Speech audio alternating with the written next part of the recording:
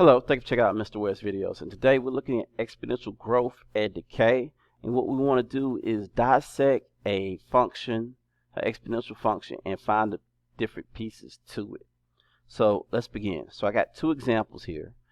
Here on the first one, I've got y is equal to 12,000 times 1 plus 0.3 raised to the t. Okay, so here it says, does this function represent exponential growth or decay? So it's really easy. All you got to do is look to see if it is added or subtracted. And if it's add, or if the number is greater than 1, then it is growth. So this one's growth. All right, so that takes care of the first one. The next one is what is the initial value.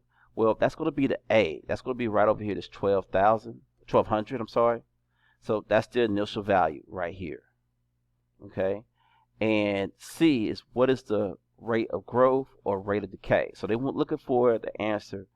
You can leave it in decimal, but you can put it in percent. So I want these answers in percent. So we want to figure out what that percent is. So we're going to take this part here, this 0.3, right? And we're going to change it from a decimal to a percentage by moving the decimal 2 places to back.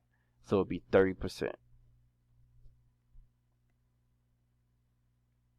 Okay, so that is the rate of decay, 30%. I'm sorry, rate of growth, 30%.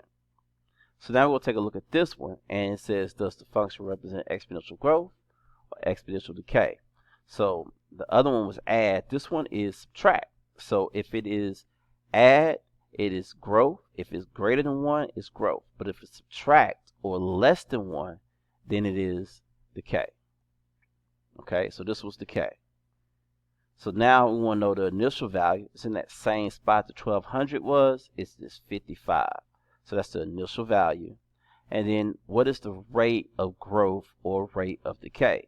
And it's this number here, this 0.02.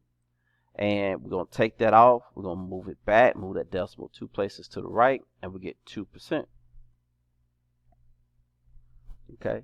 So now that you have 2% here, that is the rate of decay here. Now, not all your problems will come like this where you have to add or subtract here. Sometimes they would go ahead and do that adding or subtraction. So let me show you what that looks like.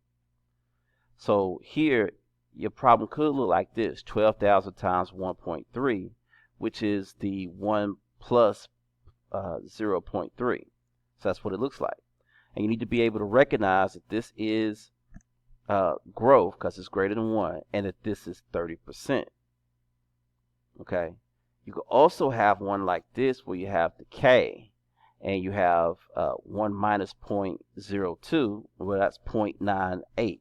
Okay. Less than 1 lets you know it's decay. But to find that percent, what you want to do is you want to subtract the 0.98 from 1 and then change that decimal into percent. So be aware of problems like that. But that's it. That is exploring with exponential growth and decay, looking at the different parts of a function. I want to thank you for checking out Mr. Ware's videos. Have a nice day.